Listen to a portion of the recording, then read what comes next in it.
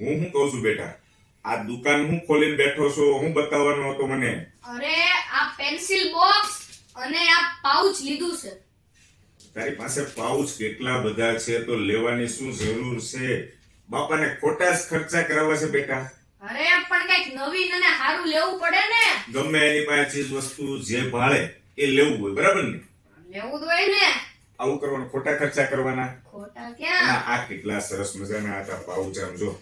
આને શું કહેવાય? Mickey mouse. કેટલું સરસ મજાનું. આની અંદર ગમે એટલી ચીજ વસ્તુ તારી હોય, પેન્સિલ, રબર, ફૂટફટે બધું અંદર આવી જાય. નો આવી જાય? આવી જાય ને. અને આ છે કેટલું સરસ મજાનું.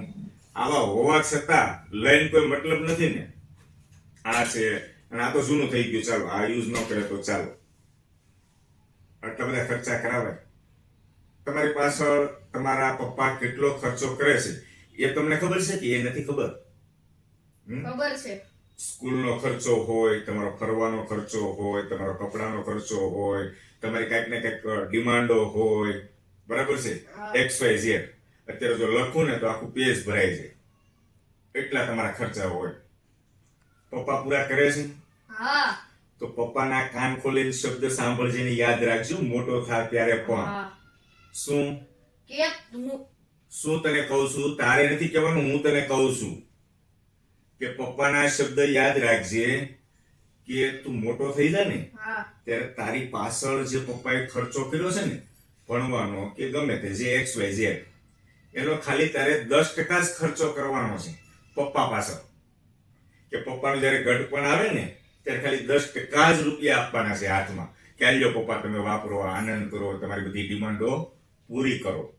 આ થશે, આ મગજમાં ફિટ રાખવું પડશે હો. અરે હું તમને મહિનાના 50,000 રૂપિયા વાપરવા આપે. પેલા તું કમાઈ પછી આપીશ ને બેટા. અરે આપો જ મોટો આદમી બને.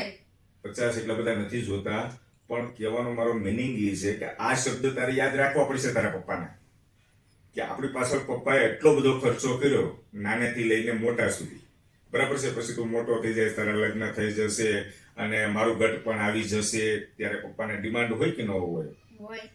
ત્યારે ખાલી 10% તમે અમે જે આપેલા છે એમાંથી ખાલી 10% જ આપવાના છે, તમારે નવા નથી આપવાના. પણ એ 10% ભૂલાઈ ન જાય એ યાદ અપાવું છું.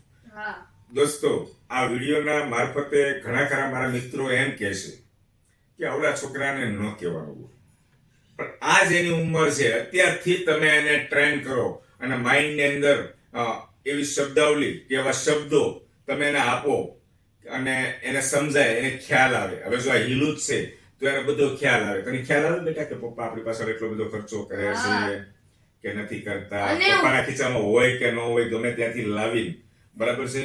આપણી ડિમાન્ડો, આપણા સપના બધા પૂરા કરે છે, એવું બધું સમજાય કે ન સમજાય? સમજાય. સમજાય છે? હા. તો પછી ખોટા ખર્ચા હું કામ કરાવે છો?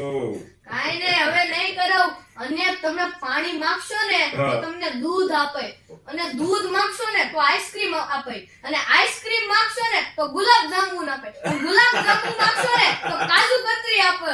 વાહ ભાઈ વાહ, મારો દીકરો આવો ને આવો ડાયો રહી છે, બરાબર છે? અને આ મંત્રની જેમ આ શબ્દ યાદ રાખજે, જે શબ્દ કીધો છે એવો, કે તમારી પાછળ જે ખર્ચા કરવી છે, નવા રૂપિયા માં નથી જોતા એ સમયે ગઢપણમાં, બરાબર છે? ખાલી 10% રૂપિયા તમારે આપવાના છે.